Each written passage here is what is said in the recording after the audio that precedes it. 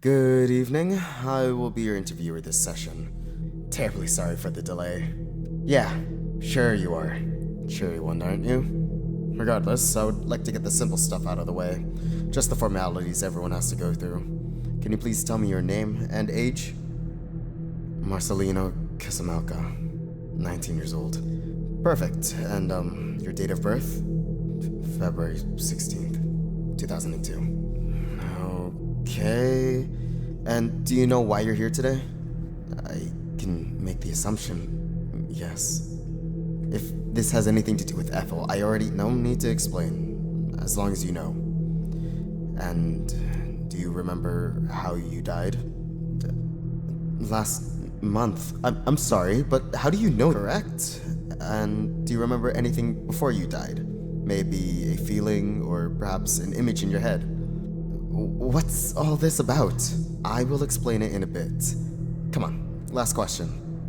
I remember a lot of spite, hatred, feelings along those lines. Just as we expected. I know how it feels to hate something. How it makes you want to prove yourself in the extreme cases. But this feeling was different. It was overwhelming. Controlling. It felt unreal. At that moment, I never wanted anything more than to... Just in time. Please, Marcy. Help yourself.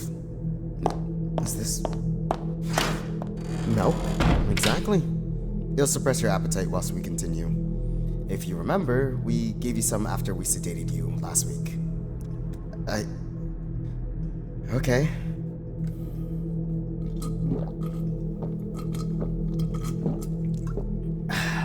Now, I don't want to prolong this any longer than it has to, but I'm sure you recognize what has happened to you already. You're what we call an anomalous necrostasis incident, or an Annie for short. Due to circumstance, you have been given a second chance at life. How lucky. However, there is a significant cost to this. You see, there are different types of Annies, and you are what we believe to be a Jiangxi. Are you familiar with them? I think so. The ones with the papers on their heads, if I'm not mistaken. Correct. They absorb the life force of living entities, or otherwise known as qi. It is one of their primary sources of nutrition, actually. Without it, it causes their emotions to go out of sorts. This is why we give you milk from time to time, as it contains an intense amount of life force, surprisingly enough. This feels like some sort of joke.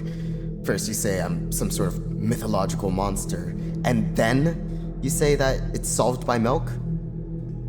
You said they absorb life force out of living things. So why milk? Isn't that, I don't know, inanimate? Once again, you are right. Although it's just a matter of efficiency. Take the life force from something out of the prime of its life, you absorb more life force. Absorb the life force from something that's dead or produced by something living, you only get traces of it. Things like meat and milk are one of the main examples that contain the most amount of qi, since they're basically been marinating in that stuff. So, what you're saying is, if I just ate more, none of what happened at the venue would have taken place? That if I just stuffed my fucking mouth? That's not what I'm saying at all. Presumably you didn't know, considering the short span since your death and now. Speaking of which, you got your life together pretty quickly after the fact. Didn't want to waste any time, did you? I just wanted to get my life back. You know? I knew what happened and I just didn't care anymore. I'm terrified of death now. And I'd much rather not go through that again. Well, good news. I think I'm allowed to tell you this, but you can't die. Not by any normal means, anyways. What? There are specific procedures we have to go through to terminate an Annie.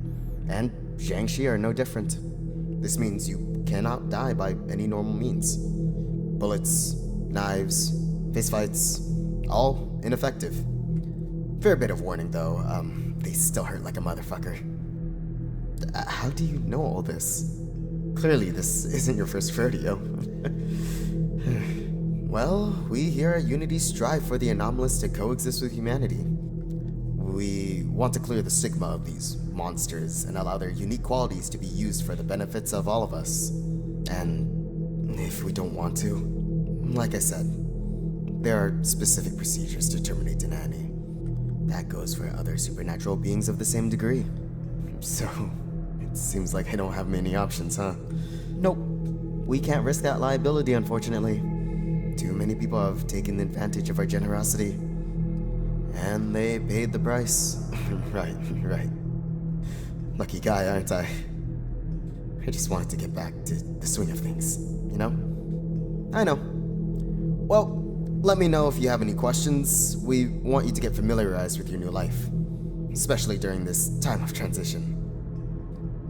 Am I in trouble? For what I did to Ethel? And my coworkers? Nope. That wasn't in your control. But we do need to keep a tight leash on you. These cleanup jobs are not easy or cheap to cover up. Furthermore, the murder of a notable celebrity is even more difficult to convincingly hide. So what?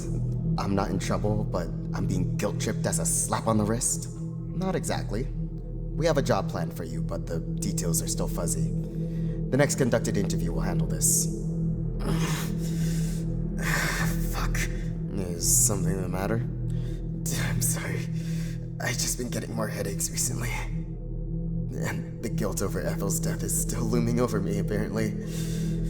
I can still hear her voice ever so vividly in my mind. That's not your head playing tricks on you. Huh? What? That is her. The same when she was still alive.